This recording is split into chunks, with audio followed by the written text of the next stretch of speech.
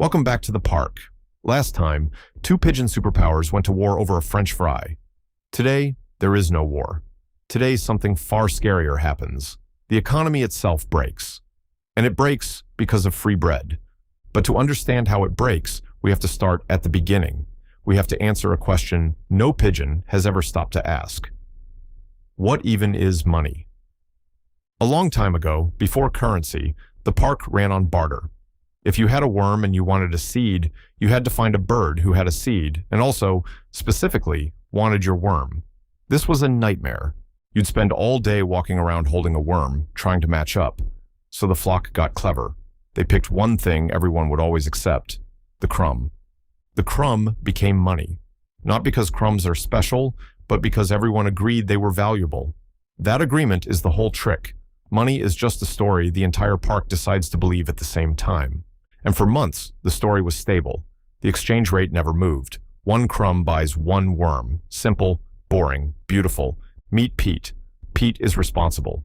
Pete has saved 100 crumbs in a hole under the bench. This is his retirement fund. Pete feels safe. Meet Gary. Gary runs the worm market. Steady supply, honest price. Everybody knows what a crumb is worth, so everybody can plan. Planning is what an economy actually is. Trust turned into numbers. And then the gods intervene. A tourist, chewing thoughtlessly, drops an entire loaf of bread onto the path. Not a few crumbs. A whole loaf. Thousands upon thousands of crumbs raining down all at once. The flock loses its collective mind. In one afternoon, every bird in the park becomes rich. Pete's 100 crumbs are now 1,000. Gary has 10,000. The interns have crumbs falling out of their wings. Everyone is a millionaire. And here, the entire flock makes the same beautiful mistake. They look at their giant piles and think, we are wealthy now. We solved scarcity. We will never be hungry again. But stop. Look closely at what actually changed. The number of crumbs exploded overnight. The number of worms in the park did not change at all. Same worms, same crumbs, same amount of real stuff. All that changed is that now there's a mountain of money chasing the exact same little pile of things to buy.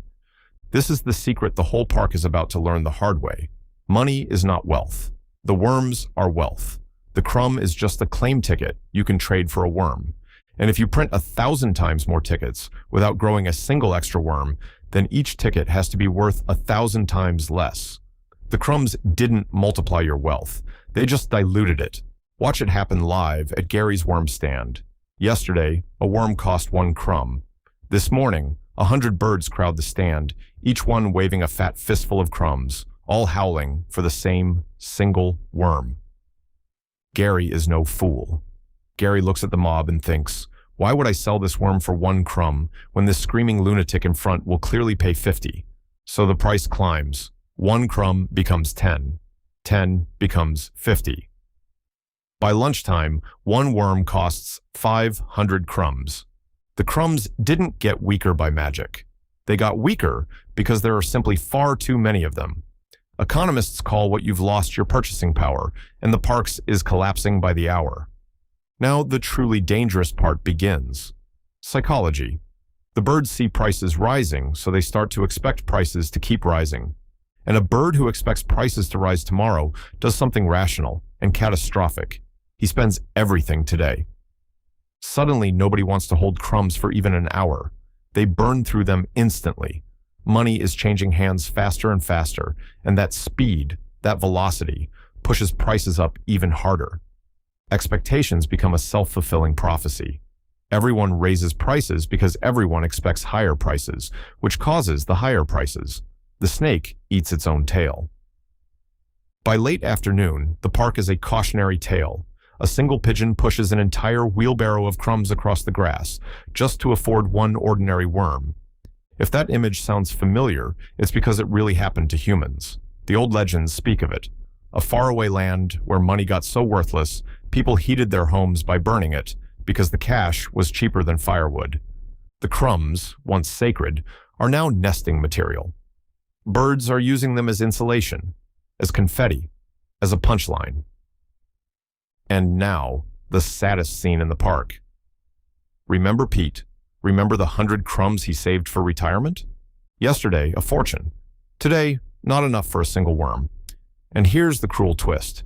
Pete was never robbed. He still has every crumb he ever saved. They simply stopped meaning anything.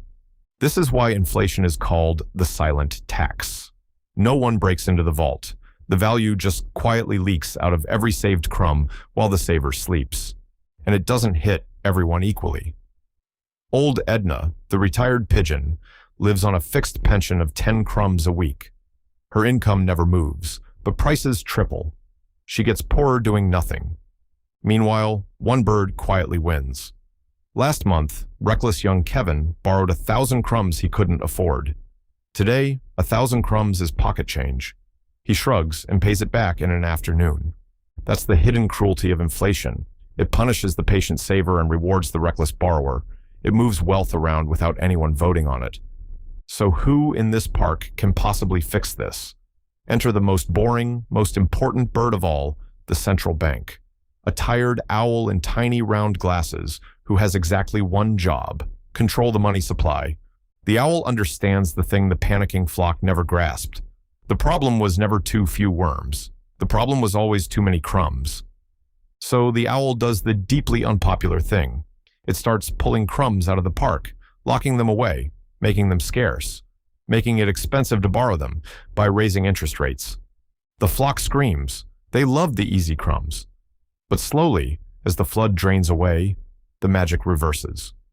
Fewer crumbs chasing the same worms means each crumb starts to mean something again. But careful, owl. There's an opposite cliff on the other side. The owl, terrified of inflation, yanks out too many crumbs. Now there's barely any money left. Prices start falling, which sounds great, until you realize the trap. If birds expect prices to drop tomorrow, they stop spending today. Everyone hoards, nobody buys. Gary can't sell a single worm. The whole park economy freezes solid. That's deflation, and it's just as deadly as the inflation that came before it. And that is the owl's impossible job. Not too many crumbs, not too few. A tiny, healthy trickle of inflation. Just enough to keep everyone spending, never enough to burn the savings down. So the park finally learns it. Printing more money doesn't create more wealth.